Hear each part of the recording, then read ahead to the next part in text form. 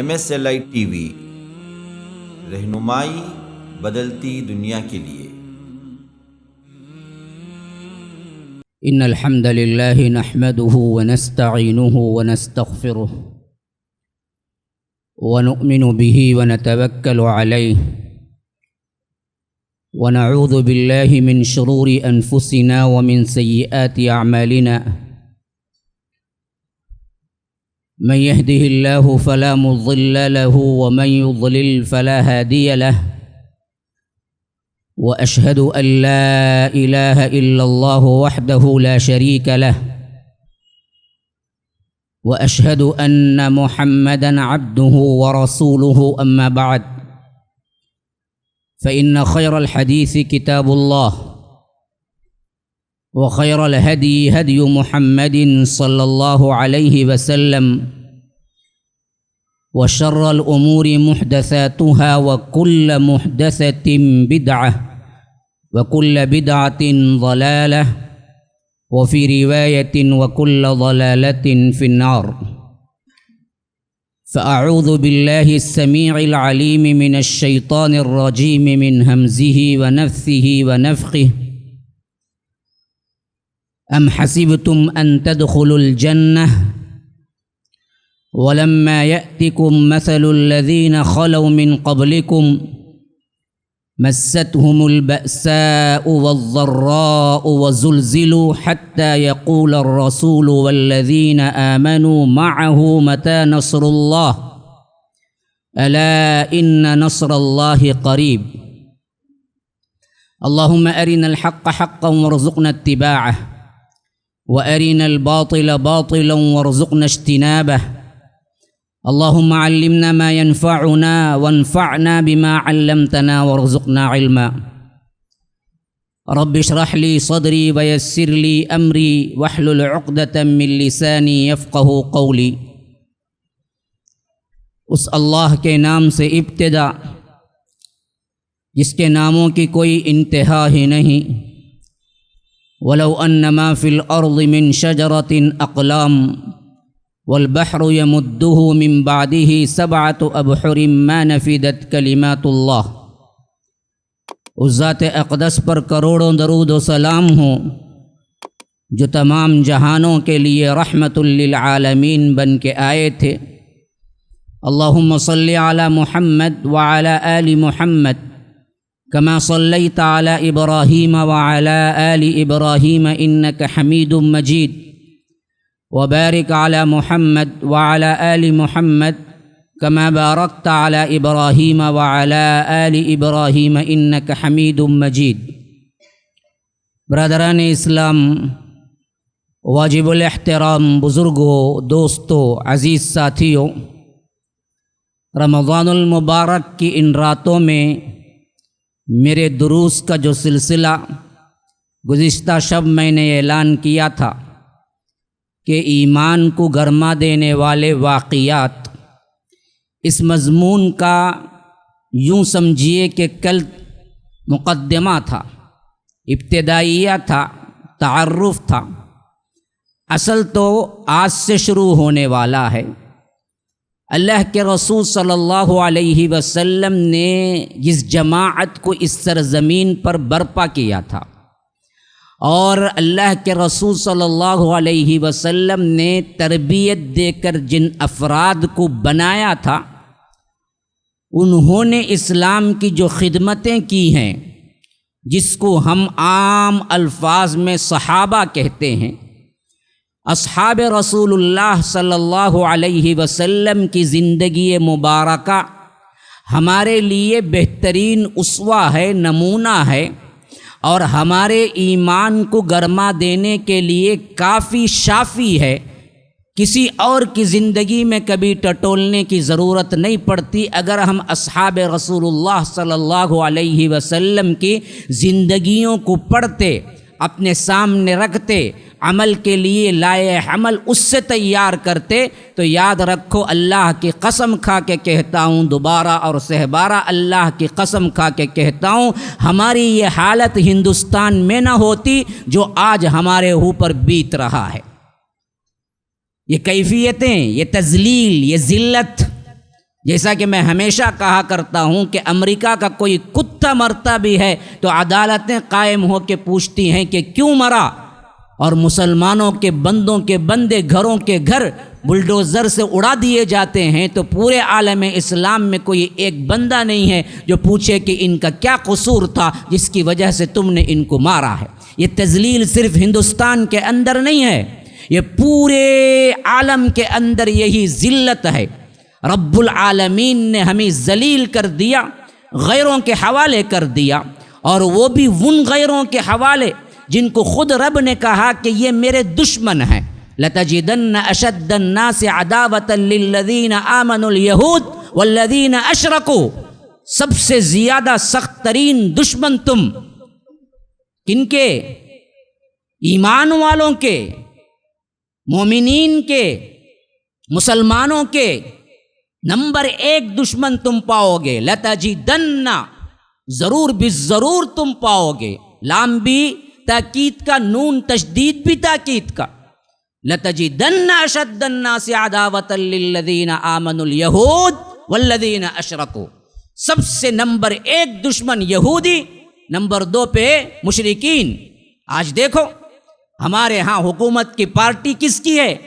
ایسا وزیر اعظم تو شاید پوری ہسٹری میں ہندوستان کے اندر نہ آیا ہوگا جو ہر مندر، ہر جگہ، ہر انسان کے آگے چت لیٹ جاتا ہے۔ عجیب انسان ہے، جہاں جائے لمبا پڑ جاتا ہے۔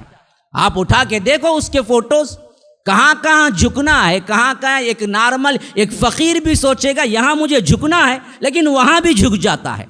ہاں، مجھے الفاظ اشارے کافی ہیں، میں آپ کو دراصل نام لینے کی ضرورت محسوس نہیں کرتا، میں ذہین ترین سماعتوں سے خطاب کرتا ہوں، ان لوگوں سے خطاب کرتا ہوں جو یہاں سننے کے لیے آتے ہیں، ٹائم پاس کرنے کے لیے نہیں آتے ہیں۔ مجھے اس پر اعتماد ہے کہ میں جہاں جو اشارہ کر رہا ہوں وہ اشارہ صحیح جگہ پر آپ کے دلوں میں بیٹھے گا۔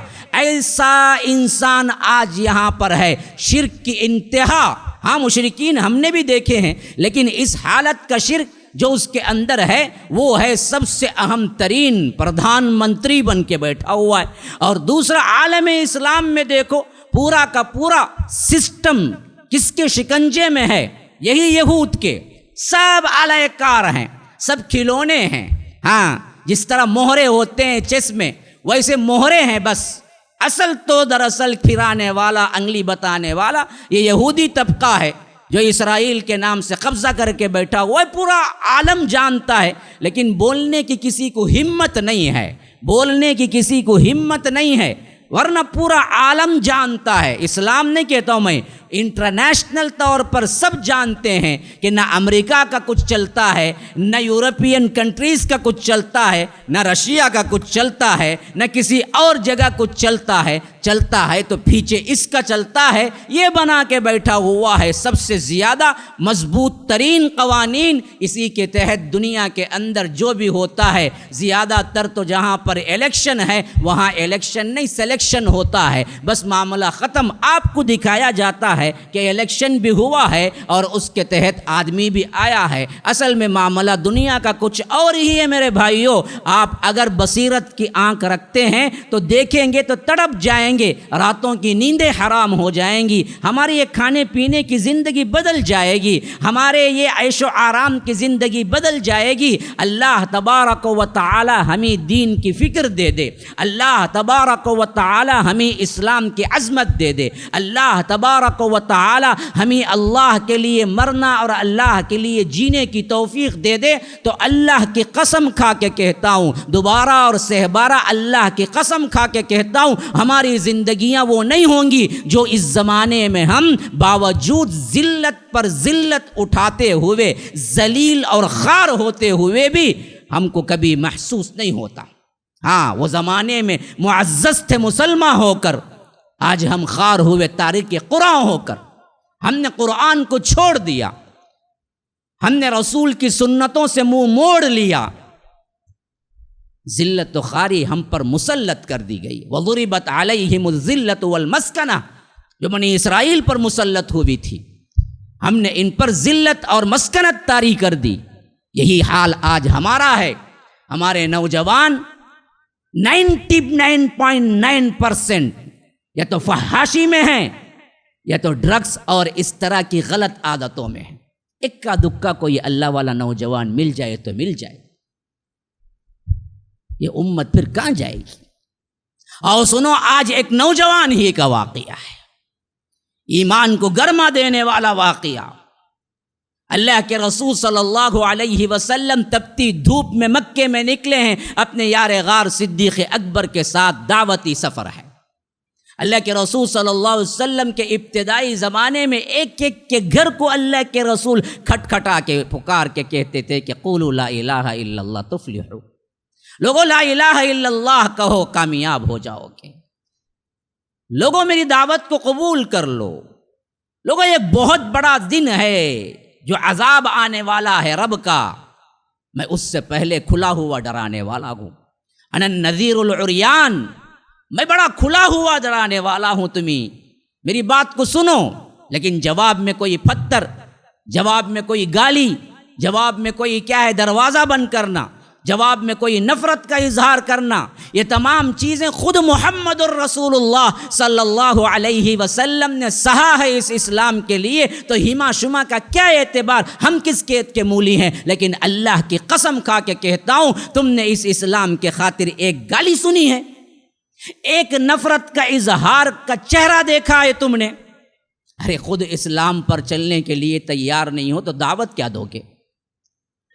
اس پر مصیبتیں آئے تو استقامت کیا دکھاؤ گے؟ ہمیں تو پتہ ہی نہیں ہے خود اسلام کیا ہے۔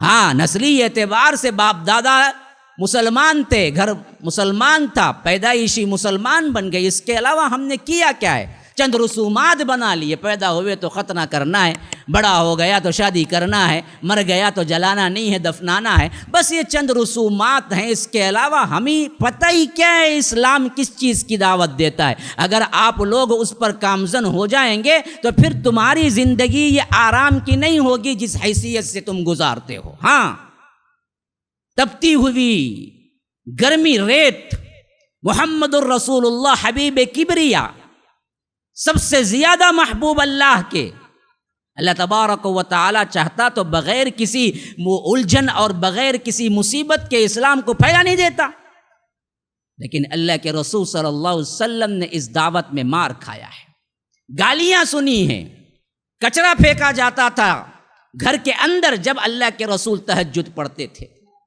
ہاں، کبھی کبھی دشمنان اسلام نے مارنے کی کوشش کی، اللہ کے رسول صلی اللہ علیہ وسلم کے گردن مبارک میں چادر ڈال کر انہیں قتل کرنا چاہا، عین حالت سجدہ میں علی اعلان حرم کے اندر۔ یہ سب کچھ کون سہ رہے ہیں؟ یہ محمد الرسول اللہ صلی اللہ علیہ وسلم سہ رہے ہیں۔ جب اللہ کے رسول صلی اللہ علیہ وسلم نے اس دعوت کی پاداش میں ایسی مصیبتیں سہی ہیں تو ہم بدرجہ اولا سہنا چاہیے، لیکن ہمارے پاس اس کے لیے نہ وقت ہے، نہ سوچنے کے لیے، نہ کام کرنے کے لیے، کوئی چیز ہمیں متاثر نہیں کرتی۔ اللہ کے رسول صلی اللہ علیہ وسلم ابو بکر جا رہے ہیں، تپتی ہوئی بالکل کیا ہے گرمی، اور اس میں پاؤں جھلس رہے ہیں، طویل سفر ہے، مکہ پھر کے آ رہے ہیں، پیاس سے خشک ہو رہی ہے زباں، ایسی حالت میں دیکھتے ہیں کہ ایک جگہ ایک چرواہا، جوان بالکل نوجوان چرواہا اپنی بکریوں کو چراتے ہوئے نظر آتا ہے، تو اللہ کے رسول صلی اللہ علیہ وسلم اور صدیق اکبر قریب پہنچتے ہیں اور کہتے ہیں دیکھو ہم پیاسے ہیں، کیا تمہاری بکریوں سے تھوڑا سا دودھ ہمیں مل سکتا ہے کہ ہم اپنی پیاس بجھا سکیں؟ وہ نوجوان عجیب جواب دیتا ہے، ایمان کا پیکر، یوں سمجھیے کہ ابھی اسلام نہیں قبول کیا لیکن فطرت سلیم پر اس نے کیا ہے اپنے آپ کو پایا تھا۔ فطری طور پر جو ایمانداری ہوتی ہے، فطری طور پر جو اخلاق ہوتا ہے، فطری طور پر جو خیانت سے دوری ہوتی ہے، وہ اس میں بدرجہ عدم پائی جاتی تھی۔ تو اس نے کہا میرے ساتھیوں، مجھے دینے میں کوئی عار نہیں ہے، لیکن میری یہ بکریاں نہیں ہیں، یہ میرا مال نہیں ہے، میں دراصل اجرت پر چراتا ہوں، کسی اور کی بکریاں ہیں۔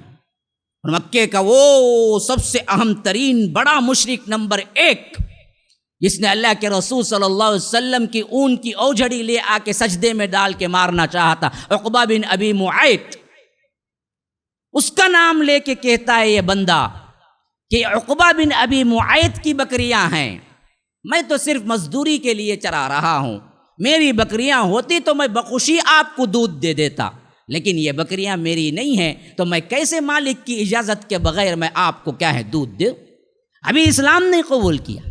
بعض لوگ پیدائشی سلیم الفطرت ہوتے ہیں، ہاں یہ اللہ کے خاص بندے ہوتے ہیں، الا من اتى اللہ بقلب سلیم، بعض بندے وہ ہیں جو قلب سلیم لے کے آتے ہیں، پیدائشی طور پر ہی برائی کو برائی سمجھتے ہیں، بے ایمانی کو بے ایمانی سمجھتے ہیں، خیانت کو خیانت سمجھتے ہیں، جھوٹ کو برا سمجھتے ہیں۔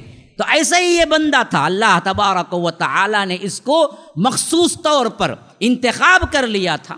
تو یہ نوجوان کہا کہ میں نہیں دے سکتا، یہ بکریاں کسی اور کی ہیں۔ تو اللہ کے رسول صلی اللہ علیہ وسلم نے عجیب سوال کیا، کہا کہ یا غلام، اے نوجوان، غلام کا مطلب عربی میں صرف غلام نہیں ہوتا ہے، غلام کا مطلب خوبرو نوجوان کو کہتے ہیں، غلام کا مطلب کبھی کبھی بڑا پیارا ہوتا ہے، یعنی پیار بھرا خوبصورت ترین کوئی نوجوان دکھتا ہے تو عربی لوگ اسے بھی غلام کہتے ہیں۔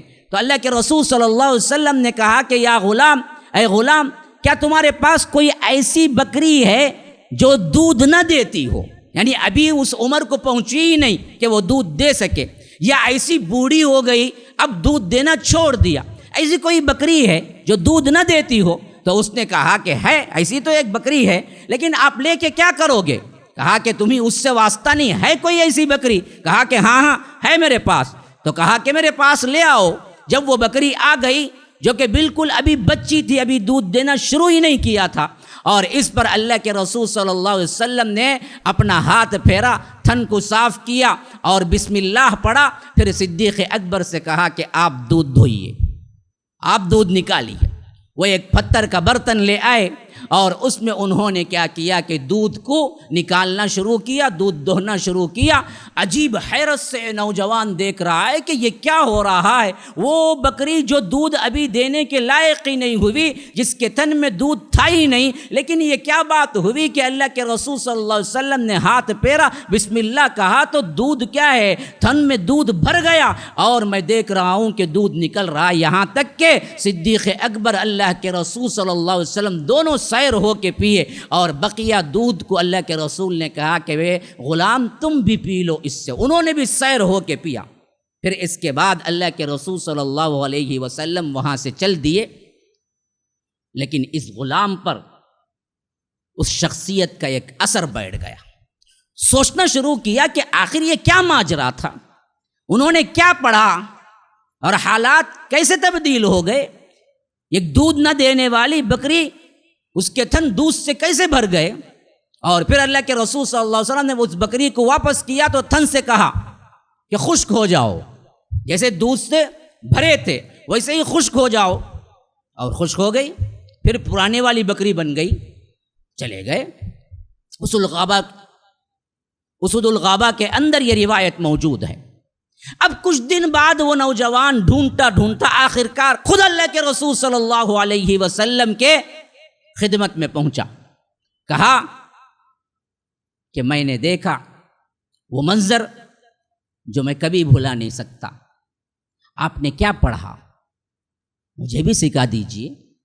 اللہ کے رسول صلی اللہ علیہ وسلم مسکرا کے اسلام پیش کیا کہ دیکھو میں اللہ کا پیغمبر ہوں، اللہ تبارک و تعالی نے مجھے پیغمبر بنا کے بھیجا ہے تمام انسانیت کے لیے کہ وہ دین کی تیاری کریں، آخرت کے لیے اپنے آپ کو تیار کریں، اور تم اس کو قبول کرتے ہو تو تب تمہیں پتہ چلے گا کہ اللہ تبارک و تعالی ہر چیز پر قادر ہے۔ میرا اپنا کوئی معاملہ نہیں تھا، اللہ کا نام لیا، اللہ تبارک و تعالی نے اس میں دودھ دے دیا۔ تو اس غلام نے کہا کہ پھر تو کیا ہے، میں بھی مسلمان ہوتا ہوں، اسلام قبول کر لیا۔ تو اللہ کے رسول صلی اللہ علیہ وسلم نے فرمایا کہ تم انک غلام معلم، دیکھو مجھے تو ایسا لگتا ہے کہ تم بڑے تعلیم یافتہ غلام ہو، تمہاری جوانی اور تمہارا یہ سوچ کر تجزیہ کرنا اور آ کر خود اسلام قبول کرنا، یہ بات کا غماز ہے کہ تم تعلیم یافتہ ہو، تم ذہین ہو، تم فتین ہو، پھر یہ بندہ اللہ کے رسول صلی اللہ علیہ وسلم کی خدمت کے لیے وقف ہو گیا اور پوری امت میں عبداللہ ابن مسعود کے نام سے مشہور ہوا۔ یہ وہی شخصیت ہے جس کو فقیہ الاسلام کہتے ہیں۔ ہاں، علماء نے سب سے اہم ترین افراد مدینے کے اندر اللہ کے رسول صلی اللہ علیہ وسلم کے جانے کے بعد 7 اشخاص پہ کہا کہ ان کے اندر اسلام کا ہر علم موجود ہے، جن کو کہتے ہیں فقہائے سبع۔ فقہائے سبع 7 فقہا ایسے ہیں مدینے کے جن کو رب العالمین نے وہ علم دیا کہ پورے مدینے کا علم ان 7 لوگوں میں ہے۔ پھر اس کے بعد کہتے ہیں ان 7 میں بھی اگر ہم اور زیادہ سلیکٹ کریں، پورے مدینے میں سے ہم سلیکٹ کریں تو یہ 7 آئیں گے فقہائے سبع، اور ان فقہائے سبع میں بھی ہم اگر سلیکٹ کریں گے تو 4 میں ہم کو تمام علم ملتا ہے۔ عبداللہ ابن مسعود، عبداللہ ابن عمر، کہا کہ عبداللہ ابن مسعود، عبداللہ ابن عمر، اور اسی طرح زید ابن ثابت، اور اسی طرح عبداللہ ابن عباس۔ پورے مدینے کا علم اگر ہم سلیکٹ کریں گے ان 7 میں بھی یہ 4 میں ہیں۔ یہ 4 لوگ ایسے ہیں جن کے پاس تمام علوم کا ذخیرہ موجود ہے۔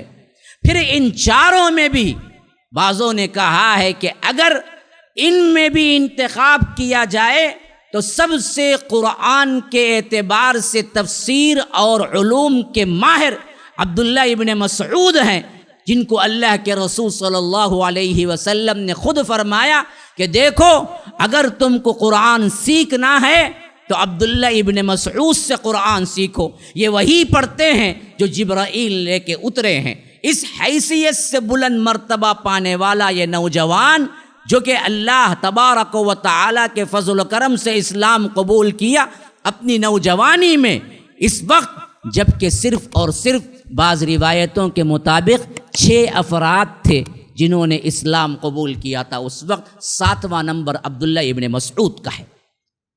اسلام قبول کر لینے کے بعد کہتے ہیں کہ ایک مرتبہ ہم سب جمع ہوئے، اس وقت اسلام کو پیش کرنا گویا ایسے تھا کہ اپنے ہتھیلی میں جان کو رکھنا، لوگوں کے لیے اپنے آپ کو کیا ہے قتل کے لیے پیش کر دینا۔ ایسی حالت میں ہم سب جمع ہوئے جو اس وقت مسلمان ہوئے تھے، آپس میں باتیں کرنے لگے کہ کیوں ہم کوشش کر کے حرم کے اندر قرآن کو سنائیں، جبکہ حرم کے سردار جو بڑے بڑے مشرکین ہیں ان تک، ان کے کانوں تک یہ آواز پہنچ سکے، کوئی ہے؟ لوگوں نے کہا کہ یہ کام تو بڑا دلیر ہے، اس کام کے لیے تو بڑی بہادری چاہیے، اس کام کے لیے تو وہ شخص چاہیے جس کا قبیلہ سب سے زیادہ مضبوط تر ہو، لیکن ہم میں سے ایسا کوئی نہیں ہے کہ ہم ان لوگوں کو قرآن سنائیں۔ یہاں تک کہ حضرت عبداللہ ابن مسعود نے کہا اللہ کی قسم یہ سب باتیں بیکار ہیں، مجھے اللہ پر بھروسہ ہے، اس کام کو کرنے کے لیے میں تیار ہوں، خواہ میرا قبیلہ مضبوط نہ ہو نہ میرے پیچھے کوئی پشت پناہ ہو، اگر تمہیں معلوم ہے کہ ہمیں اللہ تبارک و تعالی کافی ہے تو میں اس کے لیے تیار ہوں کہ کل حرم میں سب سے پہلے آواز میں دوں گا اور میں قرآن پڑھوں گا۔ لوگوں نے کہا کہ ابن مسعود دیکھو جلد بازی نہ کرو، یہ تو دراصل جان ہتھیلی پہ رکھ کے نکلنا ہے، لوگ تمہیں مار ڈالیں گے یا تمہارے ساتھ کیا سلوک کریں گے پتہ نہیں، تو اس واسطے یہ کام تم انجام نہ دو، کوئی دوسرا انجام دے سکتا ہے تو انتظار کرتے ہیں۔ حضرت ابن مسعود نے کہا کہ نہ، آپ نے جو کہا وہ کام میں کل کر کے دکھاؤں گا۔ ہوا یہ کہ پھر دوسرے دن جو صنادین عرب جو بڑے بڑے مشرک سردار تھے جب حرم میں بیٹھے ہوئے تھے کہ اچانک آواز سن رہے ہیں، آواز بھی کیا ہے بالکل گونج ایسی کہ پورا مکہ لرزا رہی ہے، وہ بجلی کا کڑکا تھا یا صوت ہادی، عرب کی زمین جس نے ساری ہلا دی کہ یہ کہنے الرحمن علم القرآن خلق الانسان علمہ البیان الشمس والقمر بحسبان۔ لوگ حیرت زدہ یہ کیا کلام ہے، یہ کون کتاب پڑھ رہا ہے، یہ کس کی کتاب پڑھ رہا ہے؟ سمجھنے میں کچھ دیر لگی، یہاں تک کہ صنادید عرب نے، جو سرداران عرب نے کہا یہ تو لگتا ہے کہ ابن مسعود کی آواز ہے، یہ تو ہمارا ایک نوجوان بچہ ہے، اس کو کیا پڑی ہے کہ وہ ہمارے سامنے پڑھ کے سنائے؟ تو اسی میں سے کسی نے آواز لگائی، نہ نہ نہ نہ، یہ اصل میں وہ پڑھ رہا ہے جو محمد پہ نازل ہوتا ہے، جو محمد صلی اللہ علیہ وسلم پیش کرتے ہیں، وہ وحی پڑھ رہا ہے۔ بس کسی کا یہ کہنا تھا کہ دراصل ان کے لیے بہانہ مل گیا، دوڑے، مارنے لگے، بند کرو آواز، بند کرو آواز۔ جتنا وہ مار کے کہتے کہ بند کرو آواز، اتنا ہی وہ بلندی کے ساتھ پھر پڑھنا شروع کر دیتے۔ وہ مارتے جاتے، یہ بلند کرتے جاتے آواز کو، یہاں تک کہ ایسی حالت ہو گئی کہ مار کے ان کے چہرے کا رنگ بدل گیا، ان کے چہرے کی تصویر بدل گئی، یہاں تک کہ وہ لوگ مار کے تھک کے انہیں چھوڑ کے چلے گئے، اور لوگ آئے جو مسلمان اس وقت موجود تھے، انہیں اٹھایا، کہا کہ ہم نے اسی کے لیے کہا تھا کہ یہ کام تمہارے بس کی بات نہیں ہے، ہم نے پہلے ہی روکا تھا۔ قربان جائیے، ایمان کو اپنے تازہ کیجئے۔ حضرت عبداللہ ابن مسعود کے اس قول کو کبھی بھی نہ بھولنا۔ انہوں نے کہا اللہ کی قسم، آج اللہ نے کافروں کو میرے سامنے بڑا ذلیل کیا ہے۔ کہاں کی ذلت؟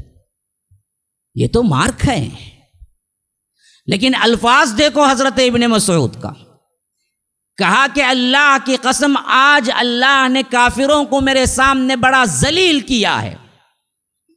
لوگوں نے پوچھا کہ کیسے؟ کہا کہ جب کبھی وہ مارتے تھے، جب بھی مار میرے اوپر پڑتی تھی، اللہ مجھے نئی طاقت دیتا تھا اور میں اور بلند آواز سے قرآن پڑھتا تھا، یہاں تک کہ ان کو ماننا پڑا کہ تمہارے مار کی کوئی حیثیت میرے سامنے نہیں ہے، لیکن جس کلام کو میں پڑھ رہا ہوں اس کی بہت بڑی طاقت ہے کہ تمہارے بس کی بات نہیں کہ میری زبان کو بند کر سکوں۔ میں پڑھوں گا، ایسے ہی پڑھوں گا، تمہارے مار کی کوئی قیمت نہیں ہے میرے پاس۔ کاش کہ ہمارے نوجوان اس کو سمجھ جائیں، کاش کہ گنگنانے والے وہ نوجوان جو کیا ہیں سنیما اور موویز کے گانوں کو اپنا حرز جاں بنائے ہوئے ہیں بدبخت لوگ، وہ سمجھ جائیں کہ کلام اللہ کی حلاوت کیا ہے، کلام اللہ کی شیرنی کیا ہے، کلام اللہ کا ذوق کیا ہے، کلام اللہ کا مزہ کیا ہے۔ یاد رکھو، اللہ کی قسم کھا کے کہتا ہوں، جو نوجوان اس کو جان لیا وہ اپنی زندگی کا کوئی لمحہ کبھی کسی وقت ضائع نہیں کرے گا، نہ گانوں میں، نہ میوزک میں، نہ کیا ہے دوسرے طور پر جو تمہاری نظمیں ہیں، تمہارے من پسند عشقیہ گانے ہیں، ان پر کبھی توجہ نہ دے گا۔ اللہ تبارک و تعالی جس کو کلام اللہ کی حلاوت دیتا ہے تو یاد رکھو اس کے اندر پھر کسی دنیا کی چیز میں حلاوت نہیں باقی ہوتی۔ اللہ نے ابن مسعود کو وہ دیا تھا۔ پھر کہنے لگے اگر آپ لوگ مجھے نہ روکیں تو کل میں پھر مار کھانے کے لیے تیار ہوں۔ واللہ اس مار میں مجھے اتنا مزہ آیا، اس سے پہلے ایسا کبھی نہیں ہوا کہ مجھے مارا گیا ہو اور اس میں مزہ آیا ہو، لیکن یہ مزہ میں پھر دوبارہ چکھنا چاہتا ہوں۔ اگر آپ لوگ اجازت دیں تو میں کل بھی لوگوں کے سامنے قرآن پڑھوں گا۔ تو لوگ جو صحابہ تھے، جو محبت کرنے والے تھے، جو اس نوجوان کے جذبے کی قدر کرنے والے تھے، کہنے لگے نا نا نا نا، ابن مسعود جو کام ہم چاہتے تھے کہ کلام اللہ کو یہ لوگ سن لیں، وہ تم نے جان ہتھیلی پہ رکھ کے سنا دیا۔ اب اس کے اوپر مار کھانے کی ضرورت نہیں ہے، تم دراصل اس کام سے باز آ جاؤ۔ تو تب کہیں جا کے وہ اللہ کے رسول صلی اللہ علیہ وسلم کے پاس آئے، کہا کہ نہ مجھے بکریاں چرانا ہے، نہ میرا معاش ہے، نہ میری زندگی ہے، اللہ کے رسول مجھے قبول کر لیجئے، خادم کے طور پر میں آپ کے ساتھ اپنی زندگی لگا دیتا ہوں۔ اسی واسطے کہتے ہیں کہ اگر کوئی جھوٹی اٹھانے والا ایسے صحابی کا ذکر کرے تو تاریخ میں عبداللہ ابن مسعود کا نام آئے گا۔ اگر کوئی کہے کہ تہجد کے وقت وضو کے پانی کا لوٹا اٹھا کے کھڑا ہونے والا کوئی تھا تو تاریخ میں عبداللہ ابن مسعود کا ذکر آئے گا۔ اگر کوئی کہے کہ اللہ کے رسول صلی اللہ علیہ وسلم کے حضر و سفر میں ہمیشہ خدمت پہ کوئی مامور ہوتا تھا تو تاریخ کہتی ہے کہ یہ عبداللہ ابن مسعود تھے، ہر وقت اللہ کے رسول صلی اللہ علیہ وسلم کے ساتھ تھے، یہاں تک کہ کہتے ہیں کہ اللہ کے رسول صلی اللہ علیہ وسلم کے زبان مبارک سے سن سن کر اور اس کی تشریح سن سن کر اور اس کے لحاظ سے کیا لوازمات ہیں سن سن کر میں نے قرآن کے 70 سورہ سے ڈائریکٹ یاد کی۔ ایک مرتبہ صحابہ کا مجمع تھا، بات چل رہی تھی قرآن کی، حضرت عبداللہ ابن مسعود کھڑے ہوئے کہا کہ اللہ کی قسم پورے قرآن کے اندر کون سی آیت کب اتری، کس وجہ سے اتری، شان نزول کیا ہے، اگر کوئی مجھ سے پوچھے تو میں ہر آیت کا بیان کر دوں گا، کیونکہ میں نے قرآن کو اللہ کے رسول صلی اللہ علیہ وسلم سے سیکھا ہے اور ہر آیت کا پس منظر شان نزول میں جانتا ہوں۔ تمام صحابہ میں کوئی ایک بندہ بھی نہیں تھا جو اٹھ کے کہنے والا تھا کہ ابن مسعود تم غلط کہتے ہو۔ گویا کہ صحابہ تمام کے تمام مان چکے تھے کہ قرآن کے اندر حضرت عبداللہ ابن مسعود کا جو مرتبہ ہے وہ مرتبہ کسی اور صحابی کا نہیں ہے، یہاں تک کہ اللہ کے رسول صلی اللہ علیہ وسلم کا ساتھ انہیں ہر وقت تھا۔ مدینہ گئے تو یہ بھی مدینہ چلے گئے، اپنی زندگی کی، اپنے اہل و عیال کی، اپنے وطن کی کوئی پرواہ نہیں، اللہ کے رسول صلی اللہ علیہ وسلم کے ساتھ ہجرت کر آئے۔ بدر پہلی جنگ ہے، تبوک آخری جنگ ہے۔ مجھے خالی صرف کیا ہے ایک واقعہ سنانا نہیں ہے، کچھ چیزیں یاد کرانا ہے۔ یاد رکھو مسلمانوں، سیرت سے واقف نہیں ہے تو یاد رکھو تم مسلمان ہونے کا بھی دعویٰ نہیں کر سکتے۔ سیرت کو یاد رکھو۔ کسی نوجوان کو ہم پوچھے بتاؤ کہ بدر پہلے ہے، احد پہلے یا خندق پہلے ہے، کتنے لوگ ہیں اس مجمع میں جواب دے سکتے؟ کچھ نوجوان کو ہم پوچھیں کہ بھائی بتاؤ کہ کس سن میں بدر ہوئی اور کس سن میں احد اور کس سن میں خندق ہوئی، کون سا ایئر تھا؟ بازوگھر کا نام کیا پوچھیں گے؟ کیا وہ خندق کا تو ہم نے کیا معلوم، ہمیں سیکھا ہی نہیں، پڑھا ہی نہیں۔ جنگوں کے سلسلے میں سب سے پہلے بدر ہے، اور اللہ کے رسول صلی اللہ علیہ وسلم کی زندگی مبارکہ کا آخری سفر جو جنگ کے لیے ہوا وہ تبوک ہے۔ اسی لیے ابن مسعود رضی اللہ عنہ کے بارے میں کہتے ہیں کہ تمام وہ غزوات کا لفظ لینے کے بجائے مفسرین لکھتے ہیں کہ بدر و تبوک تک، بعض روایتیں بدر و حنین تک، ہر وہ معرکہ، ہر وہ جنگ، ہر وہ سفر جو اللہ کے رسول صلی اللہ علیہ وسلم نے کیا ابن مسعود ساتھ تھے، کسی میں غیر حاضر نہیں رہے، لیکن بعض میں بڑا نمایاں کردار رہا حضرت عبداللہ ابن مسعود کا۔ غزوہ بدر ہوئی، یہاں تک کہ اللہ تبارک و تعالی نے مسلمانوں کو فتح دے دی، اللہ تبارک و تعالی نے مشرکین کے سرداروں کو تہس نہس کر دیا، اور سب سے اہم ترین چیز جو ہوئی وہ پورے لشکر کا جو سردار تھا، جو اپنے آپ کو بڑا ناز رکھتا تھا، ابو جہل، جس کا اصل نام ابو الحکم تھا، یہ اسلام نے دیا کہ یہ حکم نہیں ہے، یہ جہل ہے۔ اس کا اپنا اصل نام کیا تھا؟ اصل نام جو دیا گیا تھا اسے خاص کر لقب کی حیثیت سے وہ ابو الحکم تھا، یعنی فیصلہ کرنے والا، بہترین دماغ رکھنے والا، بہترین طور پر ذہین فتین، یہ معنی ہے، یا اس کا باپ، ذہین و فتین فیصلے کرنے والے کا باپ ابو الحکم۔ لیکن جب اسلام کی مخالفت شروع کی اور بدبخت نے اس میں نمبر 1 پایا اپنے آپ کو، تو یہ اسلام نے دیا کہ تو ابو الحکم نہیں ہے، تو ابو جہل ہے، جہل کا باپ ہے، تو حکم کا باپ نہیں ہے، تو جہل کا باپ ہے۔ تو اس نے جو کچھ بھی کیا 13 سالہ مدت کے اندر، اور اس میں سب سے اہم ترین چیز تو وہ تھی جو خود ابن مسعود بیان کرتے ہیں کہ ہم دیکھ رہے تھے لیکن میرے پاس ہمت نہیں تھی، میں نے اپنی آنکھوں سے دیکھا سمیہ کو ایک طرف مارا جا رہا تھا رضی اللہ عنہا، ایک طرف یاسر کو مارا جا رہا تھا رضی اللہ عنہ، ایک طرف ان کے بیٹے عمار کو مارا جا رہا تھا، اور انہیں گھسیٹ گھسیٹ کر مکے کی گلیوں میں اوباشوں کے حوالے کیا جا رہا تھا، اور ایک طرف خباب تھے ان کو مارا، یہ سب غلام تھے۔ اور میں دیکھ رہا تھا اللہ کے رسول صلی اللہ علیہ وسلم دعوت کے میدان میں اتر کر ایک ایک گھر کو جو آدمی ملتا اس کو اسلام کی دعوت دے رہے تھے۔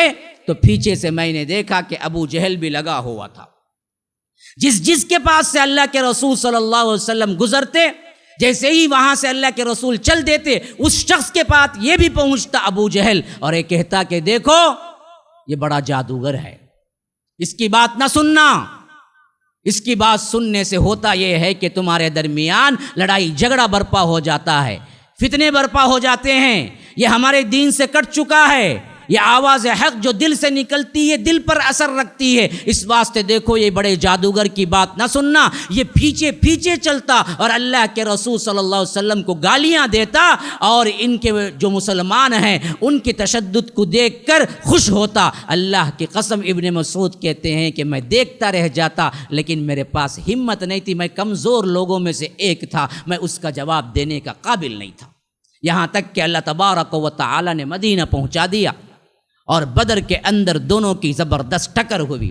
ابو جہل سردار تھا پورے مشرکین کے لشکر کا، اور یہاں پر اللہ نے اس کے لیے یہ تذلیل رکھی کہ دو چھوٹے بچے، معوذ اور معاذ، یہ دونوں ایک ہی باپ کے بیٹے تھے، دونوں بھائی تھے، انہوں نے دراصل اس کو مارا، لیکن اتنا مارا کہ وہ چت لیٹ گیا۔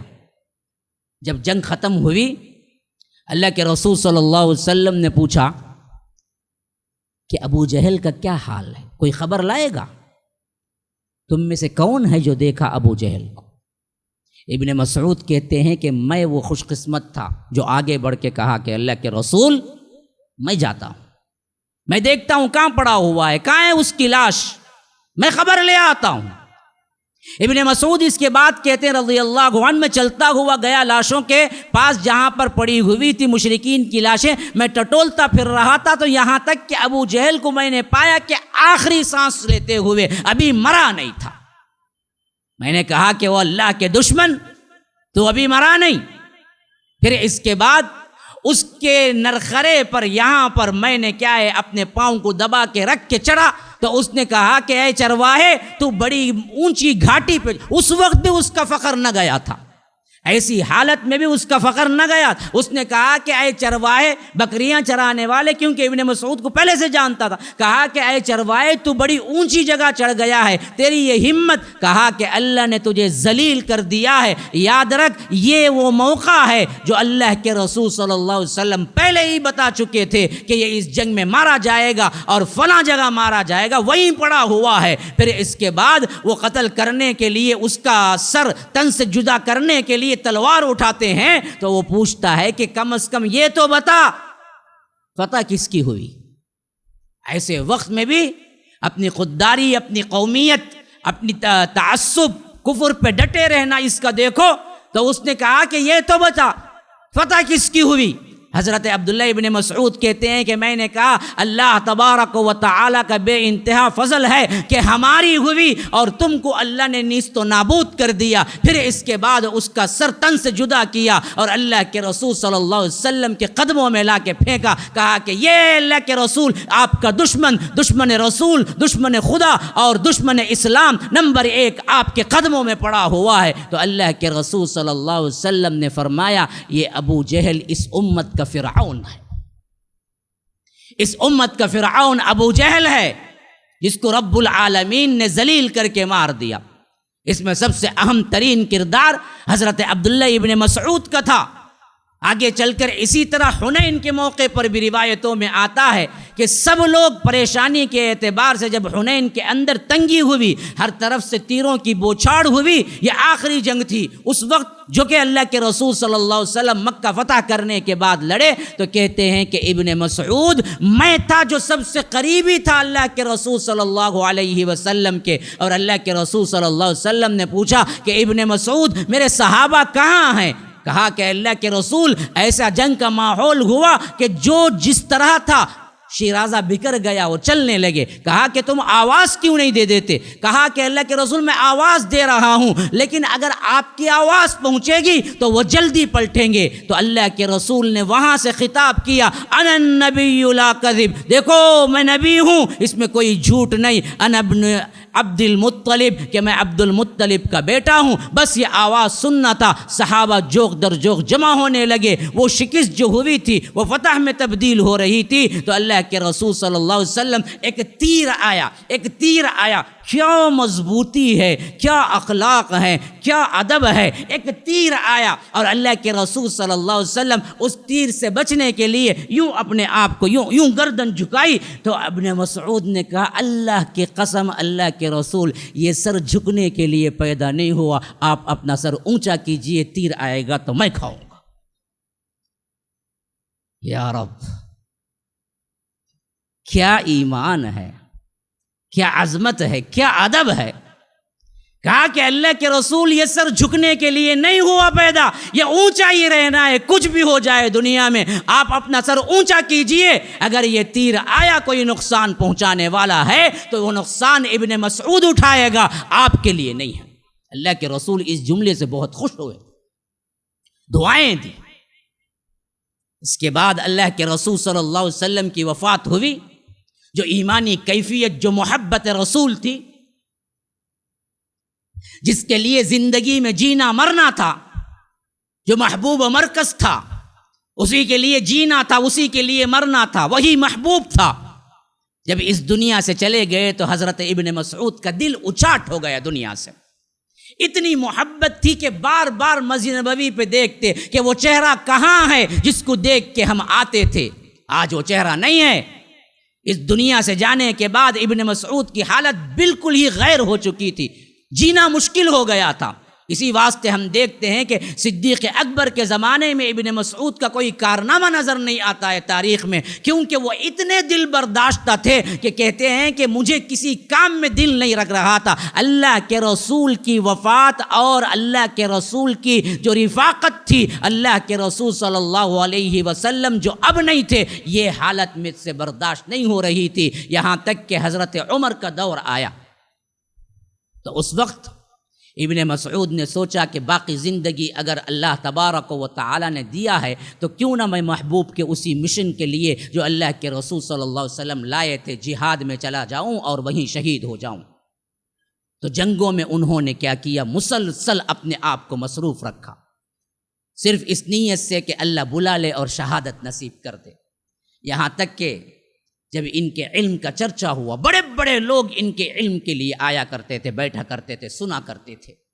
حضرت عمر نے بلایا، کہا کہ دیکھو تمہارے لحاظ سے سب سے اہم ترین ضرورت کوفے میں ہے، میں تمہیں وزیر خزانہ بنا کے، بیت المال کا امیر بنا کے اور معلم بنا کے، معلم کوفہ بنا کے بھیج رہا ہوں، تم کو جانا ہے۔ کہا کہ ہم کو یہی بہتر ہے۔ کہا کہ نہیں، تم کو جانا ہے، میرا حکم ہے کہ تم کوفے میں جا کر تربیت دو، لوگوں کو تعلیم سکھاؤ، اور ساتھ میں وزیر مالیات بھی تم ہی رہو گے۔ تو وہ جب پہنچے تو حضرت عمر نے کوفے والوں کو خط لکھا۔ پتہ ہے کیا خط لکھا؟ کہا کہ دیکھو ابن مسعود کو مجھے سب سے زیادہ پیار ہے، اور میں چاہتا ہوں کہ ابن مسعود جیسی شخصیت میرے ساتھ رہیں، مجھے مشورہ دیا کریں، لیکن میں نے سوچا کہ کوفے میں ضرورت ہے تو میں نے اپنے آپ سے زیادہ دراصل ان کو تمہارے حوالے کیا، ورنہ تو میں اپنے آپ کو چاہتا ہوں کہ ابن مسعود میرے ساتھ رہیں، لیکن میں اپنے نفس کو دبا کر تمہارے حوالے کیا ہوں، تو ان کی عزت کیا کرو، ان کی تعلیم، ان کی تربیت میں لگے رہو۔ اسی عمارت کے زمانے کا ایک اہم ترین واقعہ ہے جو دین کی اسپرٹ سمجھنے کا ہے۔ ابو موسیٰ اشعری اس وقت امیر کوفہ تھے اور یہ وزیر مالیات تھے، اور پورے کوفے کے معلم بھی تھے۔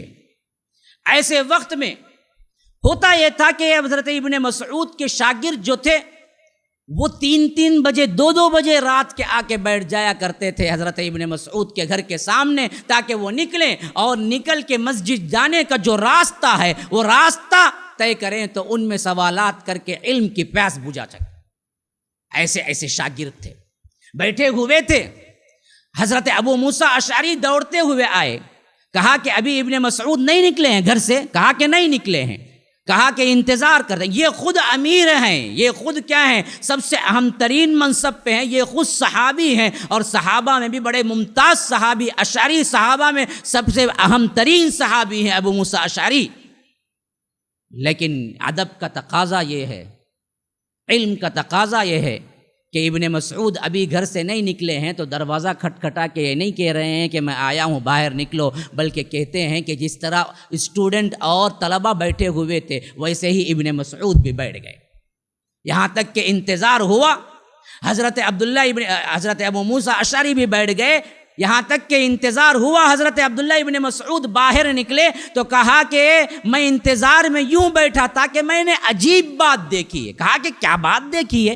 ابھی میں مسجد ہی سے آ رہا ہوں، وہاں پر چند لوگ بیٹھے ہوئے ہیں اور چند کنکریاں ان کے پاس ہیں، اور ایک کنکری اٹھا کے ایک بندہ کہتا ہے کہ بولو اللہ اکبر، پھر اس کے بعد ایک ایک کنکری سے گنا جا رہا ہے، 100 مرتبہ لا الہ الا اللہ، اللہ اکبر ختم ہوا تو پھر کیا ہے، دوسری کنکری اٹھا کے کہتا ہے بولو سبحان اللہ 100 مرتبہ، ایک ایک کنکری گننے کے لیے رکھتا ہے، جیسے آج تسبیح کا رواج ہے، وہ کنکری رکھ کے ادھر اٹھا کے رکھتا ہے۔ جب 100 مرتبہ سبحان اللہ ہو گیا، پھر لا الہ الا اللہ بولو 100 مرتبہ، وہ ختم ہو گیا، پھر اس کے بعد کہو کہ کیا ہے الحمدللہ 100 مرتبہ۔ یہ عجیب بات میں نے دیکھی تو میں نے مناسب سمجھا کہ میں کچھ بولوں اس سے پہلے کہ آپ سے مشورہ کروں۔ یہ دیکھو ادب، یہ دیکھو ادب، یہ دیکھو ادب، خود بڑے صحابی ہیں، ایک نیا کام ہو رہا ہے، آگے بڑھ کے روکا نہیں بلکہ اپنے بڑوں سے مشورہ کیا۔ اسی واسطے نوجوانوں گوگل کے معلم اور گوگل کے تعلیم یافتہ بن کر فتوے نہ لگایا کرو۔ حضرت گوگل کو کچھ نہیں معلوم ہے، وہ مشین ہے، اس کو مفتی نہ بنا لو۔ ہاں، پڑھنے کے لیے استعمال کرنا ہے کرو، لیکن کیا ہے، پیٹ چرے تو الف نہیں، 2-3 کتابیں ادھر ادھر کے پڑھ لیتا، الٹا ہم نہ پوچھتا تم کو معلوم کیا؟ ہاں، عجیب مسئلہ ہے۔ اور بعض ایسے بھی جوان ہیں جو چند ادھر ادھر کے آرٹیکلز پڑھ لیے، وہ بھی ان کے جو منکرین حدیث ہیں، جو علی مرزا کے پیروکار ہیں، جو ادھر ادھر کے اخوانی ہیں، ان کے مضامین پڑھ لیے اور سمجھ لیا کہ ان کو کچھ بھی معلوم نہیں، پرانے زمانے کے مولوی جی ہے، ان کو معلوم ہی نہیں، ہم نہ کیا معلوم ہے، معلوم کیا ہو، کیا عابد معلوم نہیں ان کو۔ ایک سوال پوچھو بولیں گے نہیں وہ نہیں، انہیں اب پڑھانا 2 دن پہلے آ کو انہیں بولتا، اور اس کے پیچھے ایک 10 جنے کیا بولتا معلوم انہیں۔ یاد رکھو یہیں سے بربادی کی ابتدا ہے۔ ابو موسیٰ اشعری اتنا بڑا کام دیکھنے کے باوجود بھی پہنچے پھر حضرت ابن مسعود کے پاس، کہا کہ یہ ہو رہا ہے۔ ابن مسعود نے کہا کہ ابو موسیٰ اشعری سے تم نے کیا کیا؟ کہا کہ میں نے کچھ نہیں کیا، سیدھے آپ کے پاس دوڑا آیا کہ آپ کیا فیصلہ لیتے ہیں۔ کہا کہ پھر جلدی چلو، سیدھے پہنچے، ابھی نماز فجر کا وقت نہیں شروع ہوا تھا، گویا کہ معلوم ہو رہا ہے وہ اللہ والے بندے تھے، شاید بہت وہ ذکر نماز فجر کے بعد نہیں کر رہے تھے، بلکہ اٹھ کے 3-3 4-4 بجے آ کے بیٹھ کے نماز فجر سے پہلے ذکر کرنے پہ لگے ہوئے تھے، تو کتنے اللہ والے بندے ہوں گے۔ تو وہ آئے، جیسے ابن مسعود داخل ہوئے، کہا کہ لوگوں تمہیں کیا ہو گیا ہے؟ ابھی اللہ کے رسول صلی اللہ علیہ وسلم کے برتن نہیں ٹوٹے ہیں، ابھی اللہ کے رسول صلی اللہ علیہ وسلم کے کپڑے میلے نہیں ہوئے ہیں، ابھی اللہ کے رسول صلی اللہ علیہ وسلم کے استعمال شدہ چیزیں پرانی نہیں ہوئی ہیں، اتنی جلدی تم ضلالت اور بدعت میں پڑ گئے۔ دیکھو بدعت کیا ہے، سمجھو کیا غلطی کی اس نے۔ نماز فجر سے پہلے آ کے بیٹھ کے سبحان اللہ الحمدللہ اللہ اکبر 100 مرتبہ اجتماعی طور پر کنکریاں رکھ کے گن کے ذکر کر رہے تھے، کون سا برا کام کیا؟ لیکن ابن مسعود جو نباس تھے، جو فقیہ تھے، جان چکے تھے کہ یہ اصل میں بدعت ہے، کیونکہ اللہ کے رسول صلی اللہ علیہ وسلم نے نہیں کیا، تم کیوں کرتے ہو؟ اب اس میں سوال ہوگا کہ اللہ کے رسول صلی اللہ علیہ وسلم مسجد میں فین لائٹ بھی نہیں لگائے، مائک میں بھی خطبہ نہیں دیا، اور اس طرح مجلسیں بھی نہیں کی، تو آپ کیوں کرتے ہیں؟ یہ کہہ کے بعض لوگ گمراہ کرتے ہیں لوگوں کو۔ اللہ کی قسم، صرف جو چیز نہیں تھی وہ چیز کا وجود ہونا بدعت نہیں ہے۔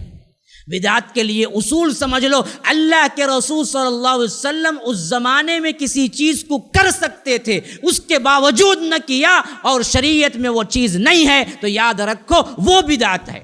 اللہ کے رسول صلی اللہ علیہ وسلم کے زمانے میں فین تھا، لائٹ تھی، مائک تھا؟ نہیں تھا، تو استعمال نہیں ہوا، اب ہے ہم استعمال کر رہے ہیں۔ سوال اس کا نہیں ہے، اللہ کے رسول صلی اللہ علیہ وسلم کے بس میں یہ تھا کہ تہجد سے پہلے یا تہجد کے وقت میں صحابہ کو جمع کر کے کنکریاں جوڑ کے کہتے کہ بولو ایک مرتبہ سبحان اللہ اور 100 مرتبہ ہم گنیں گے، بولو ایک مرتبہ لا الہ الا اللہ 100 مرتبہ ہم گنیں گے۔ یہ اللہ کے رسول صلی اللہ علیہ وسلم کے بس میں تھا اس زمانے میں؟ بولو نا بھائی، بس میں تھا نہیں کیا۔ جو بس میں تھا اور پھر نہیں کیا، اور کسی دوسرے نے اس کو کیا اور کہا کہ یہ دین ہے، وہ بدعت ہے۔ جو بس میں ہی نہیں تھا اس کے لیے ہم بدعت کا لفظ استعمال نہیں کر سکتے، وہ تو ذرائع ہیں۔ کوئی مولوی صاحب جا رہے تھے پروگرام کے لیے، خصوصی پروگرام کو بلاتے ہیں نا بڑے بڑے علماء کو، یہ بھی بڑے عالم جا رہے تھے۔ ابھی ایک ہی کیا ہے قدم کار میں رکھا تھا دروازہ کھول کے، ایک نوجوان دوڑتا ہوا آیا، پوچھا حضرت سنت سنت، حدیث حدیث، قرآن قرآن بولتے رہتے نا، کیا اللہ کے رسول کار میں بیٹھے؟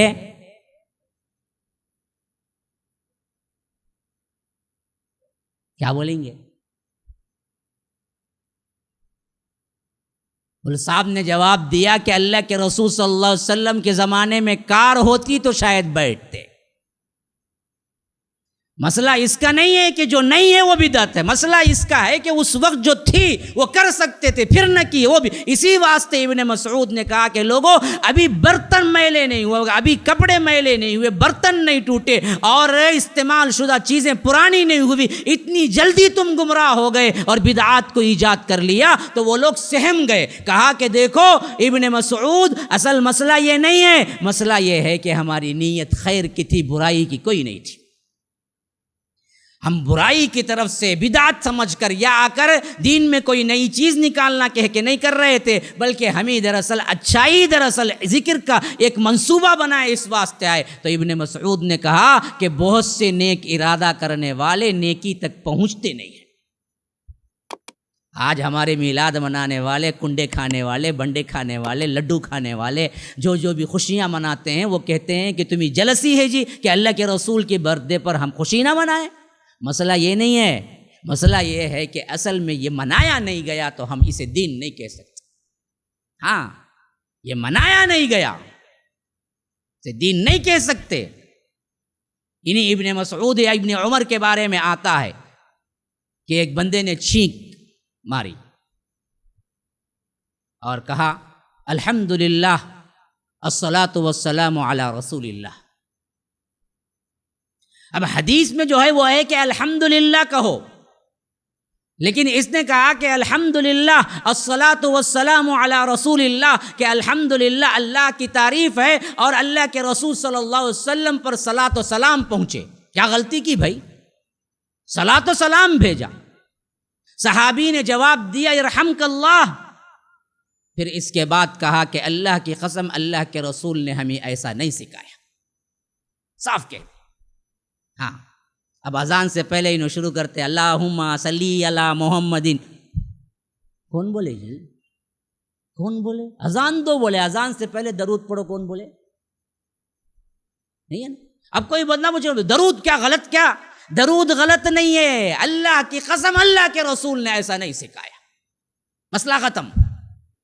تو اس نے کہا کہ الحمدللہ الصلاۃ والسلام علی رسول اللہ، تو صحابی نے کہا کہ ورحمک اللہ، لیکن اللہ کی قسم اللہ کے رسول نے ہمیں یہ نہیں سکھایا، خالی الحمدللہ کہنا سکھایا۔ وہ آدمی بھی عجیب انسان تھا، اس نے پوچھا کہ ابن عمر کیا اللہ کے رسول پر درود بھیجنے کی وجہ سے اللہ مجھے عذاب دے گا؟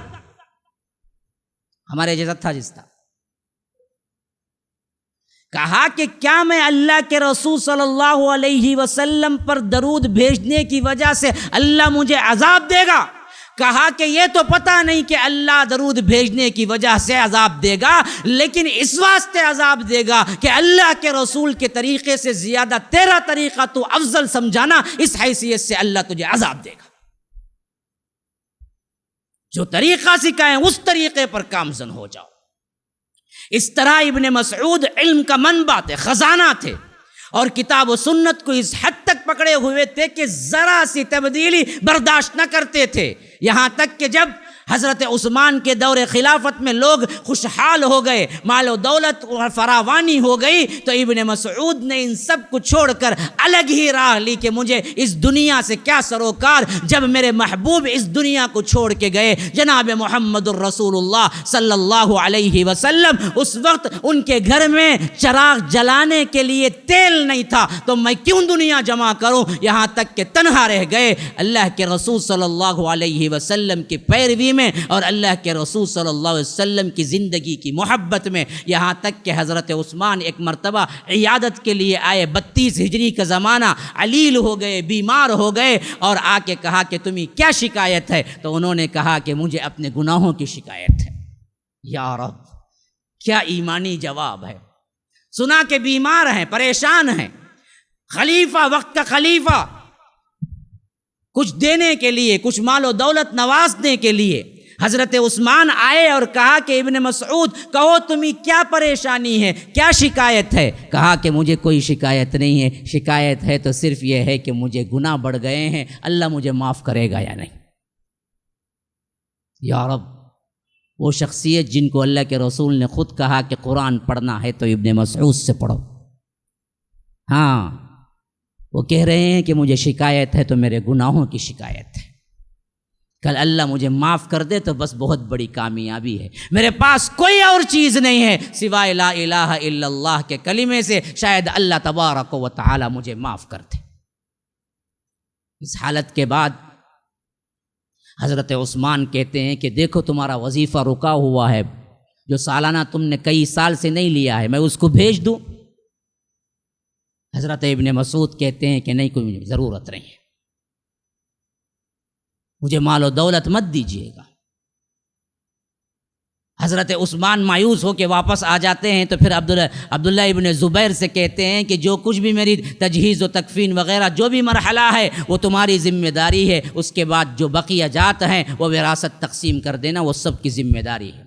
وجہ اس کی یہ ہے کہ ایک شخص آتا ہے کہتا ہے کہ میں نے خواب دیکھا ہے کہ اللہ کے رسول صلی اللہ علیہ وسلم تمہارے منتظر ہیں، تو کہا کہ واقعی دیکھا؟ کہا کہ ہاں واقعی دیکھا، تو کہا کہ پھر تو میری موت بہت قریب ہے اور میں اس کے لیے خوش ہوں کہ اللہ تبارک و تعالی مجھے بلا لے۔ ہم ہوتے تو ڈر کے مارے اسے کیا ہے ایک تماچا مارتے، کائی کو رہے ایسی بری خبر لے کو آیا، اچھی خبر لے کو آنا نہیں کیا، ہاں؟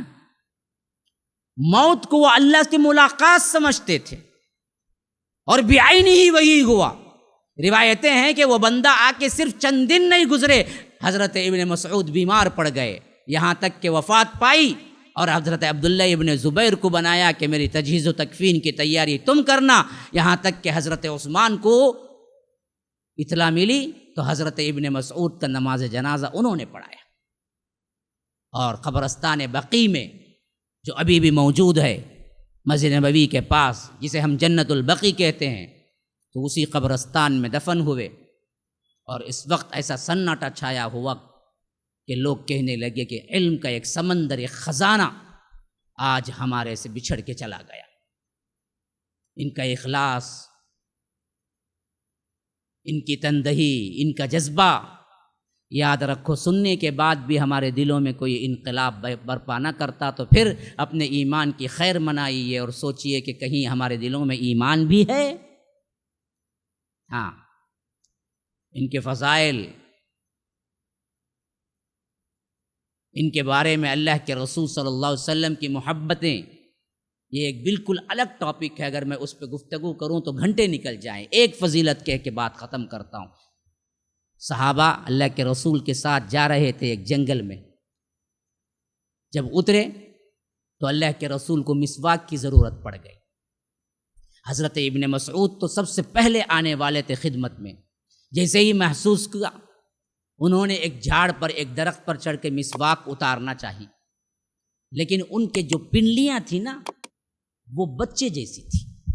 ابن مسعود بڑی پتلی پنڈلیوں والے تھے، اسی واسطے کہتے ہیں کہ وہ اپنے تہبند سے اپنے پنڈلیوں کو ڈھانپ کے رکھتے، کوئی مذاق نہ اڑائے۔